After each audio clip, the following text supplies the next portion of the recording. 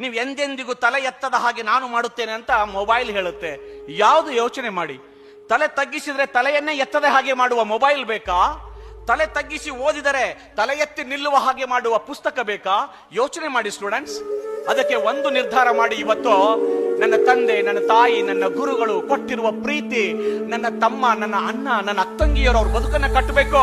ಬಡತನ, ನೋವು ಸಾಕು, ನನ್ನಿಂದ ನನ್ನ ಕುಟುಂಬದ ಚಿತ್ರಣವೇ ಬದಲಾಗಬೇಕು ಅಂತ ಕನಸು ಕಾಣಬೇಕು ಸ್ಟೂಡೆಂಟ್ಸ್.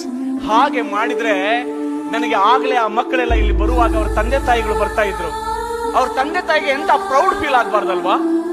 ನನ್ ಮಗ ಸಾಧನೆ ಮಾಡಿ ಕುರ್ಚಿನಲ್ಲಿ ಅವನಿಗೆ ಸನ್ಮಾನ ಆಗ್ತಿರ್ಬೇಕಾದ್ರೆ ಅಮ್ಮ ಬಂದು ಆ ಮಗನ ಪಕ್ಕದಲ್ಲಿ ನಿಂತ್ಕೊಂಡು ಆ ಅಮ್ಮ ಕೂಡ ಹೆಮ್ಮೆ ಪಡ್ತಾ ಇದ್ದಾಳಲ್ಲ, ಅಮ್ಮ ಹೆಮ್ಮೆ ಪಡುವ ಹಾಗೆ ಮಾಡ್ಬೇಕು ಅಲ್ವಾ ನೀವು?